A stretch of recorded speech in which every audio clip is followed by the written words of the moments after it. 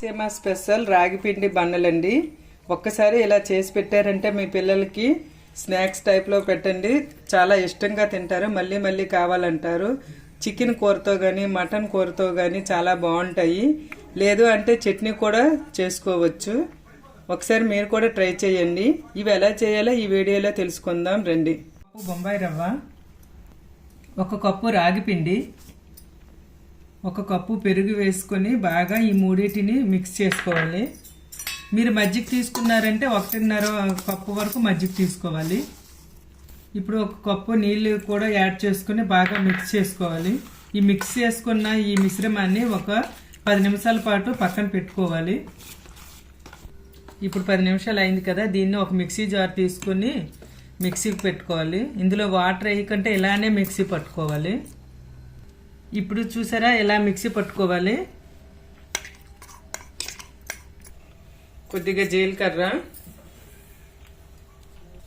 కొద్దిగా పచ్చిమిర్చి వేసుకొని బాగా కలుపుకోవాలి. ఈ పోపు వేయడం వల్ల మనకి రాగి పిండి బన్ బాగా రెడీ అవుతుంది, మంచి టేస్ట్గా ఉంటుంది. ఇప్పుడు కొద్దిగా టమాటా కూడా వేసుకొని బాగా కలుపుకోవాలి. ఇప్పుడు కొద్దిగా కొత్తిమీర వేసుకొని కలుపుకోవాలి.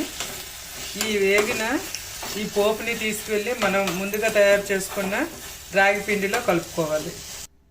ఇప్పుడు ఈ పోపు ఇందులో వేసుకున్న తర్వాత కట్ చేసి పెట్టుకున్న ఒక 2 ఉల్లిపాయల ముక్కలు కూడా వేసుకోవాలి. రుచికి సరిపడా సాల్ట్ కూడా వేసుకోవాలి. బన్ బాగా రావాలంటే బేకింగ్ సోడా కూడా కొద్దిగా వేసుకోవాలి. బేకింగ్ సోడా మాత్రం కంపల్సరీగా వేయాలి. ఇప్పుడు ఈ మొత్తాన్ని శుభ్రంగా కలుపుకోవాలి. మీద గొంత పునుగులు చేసుకొని ప్యాన్ పెట్టుకొని స్టవ్ ఆన్ చేసుకొని కొద్దిగా ఆయిల్ ఇందులో వేసుకోవాలి. ఇప్పుడు మనం కలిపి పెట్టుకున్న ఈ మిశ్రమాన్ని కొద్దిగా ఇలా వేసుకోవాలి. ఈ రోజుల్లో ఎవరు రాగి పిండితో ఏమీ తినట్లేదు కదా, పిల్లలకైతే ఇలా పెట్టండి, స్నాక్స్లా చేసి చాలా ఇష్టంగా తింటారు. రాగి పిండిలో ఎన్ని ఆరోగ్య ప్రయోజనాలు ఉన్నా ఎవరూ తినట్లేదు, ఫాస్ట్ ఫుడ్స్కి అలవాటు పడి. ఇప్పుడు మూత పెట్టుకొని మంటని లో ఫ్లేమ్లో పెట్టుకోవాలి.